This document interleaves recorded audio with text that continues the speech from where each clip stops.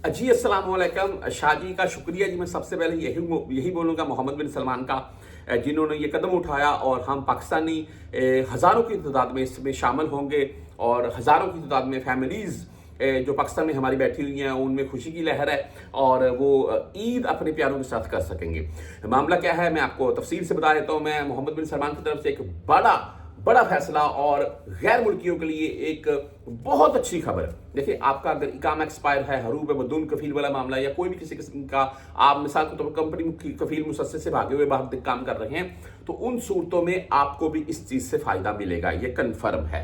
हो तमाम फायदा कैसे मिलेगा ये आपको बेसिकली बताना चाहता हूं मैं। देखिए, आप यहाँ सऊदीया में अगर मौजूद हैं, आपका हरूब है, इकामा एक्सपायर है या कोई बदून कफील वाला मामला है, तो या तो आप अपना नकल खवाला करवाएं, सिंपल सी बात है, या खरूज जाए, ऐसे ही।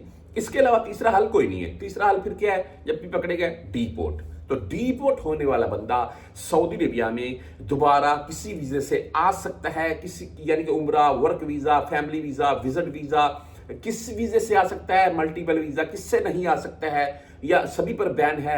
1 साल का बैन है, 3 माह का बैन है, 3 साल का बैन है, 10 साल का बैन। यदि अगर कोई आपको मैंने शूटर से पूछा, मैंने जवाजत से पूछा और मैंने एजेंट से पूछा, उसने बोला कि 3 साल का बैन होगा या 3 मंथ का होगा या 5 साल। यार ये सभी मुंह की बातें। जैसे मैं आपको बता दूं आपका 5, ये मैं आपको आइडिया बता रहा हूं मैं, और आइडिया दुरुस्त नहीं होते हैं 95%।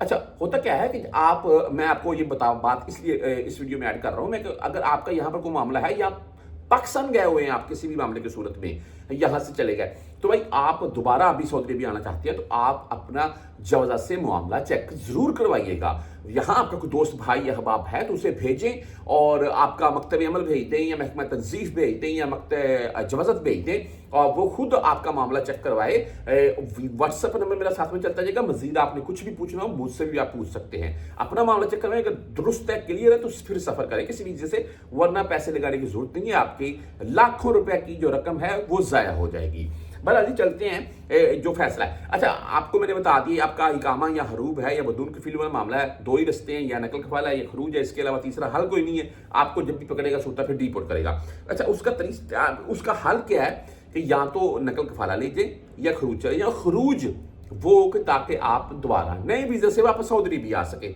ऐसा ना हो कि आपके ऊपर 5-10 साल की पाबंदी लग जाए। ये बातों का ख्याल रखना है। मोहम्मद बिन सलमान की तरफ से ये अनाउंसमेंट की गई है कि सऊदी जेलों में कैद जो कैदी हैं, जिनको कोई छोटे मोटे केसों में कैद हैं, 6 माह की, 1 साल की, 2 साल की उनको सजा हुई है, वो 2-4-6 मंथ गुजार चुके हैं जेल में, तो उनको रहा किया जाए।